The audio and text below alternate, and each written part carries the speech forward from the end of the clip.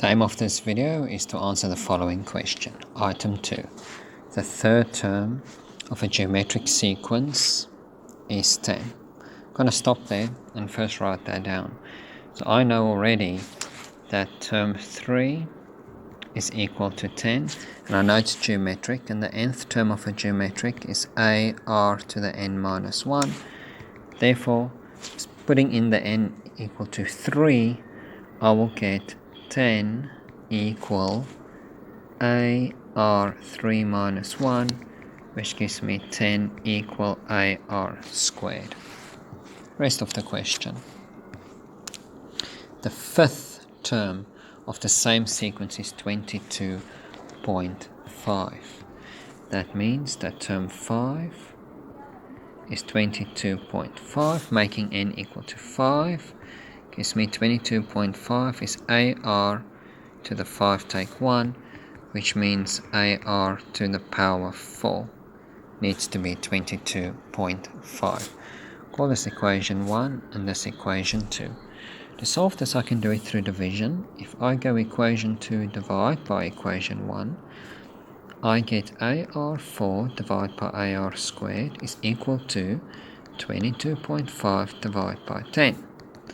So the beauty is that the a's will cancel, and r4 divided by r squared is r squared. Same base, keep the base, subtract the powers. 4 take 2 is 2, and 22.5 divided by 10 is 2.25.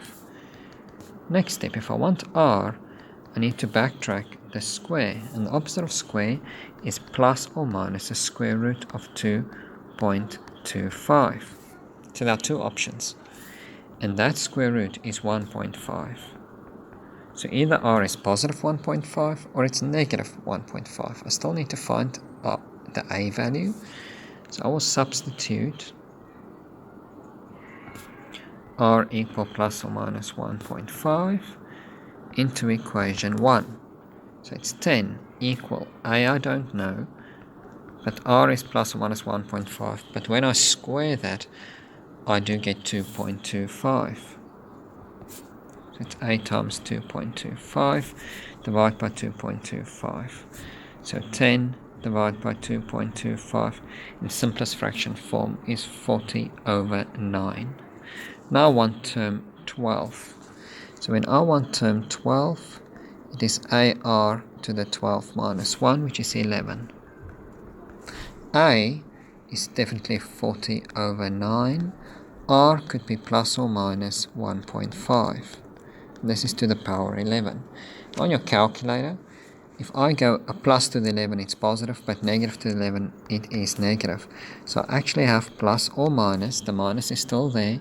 And when you work it out, the calculator can give you as an improper fraction, 98415 over 256. Or as a mixed fraction, it's plus or minus 384 and 111 256. Thank you.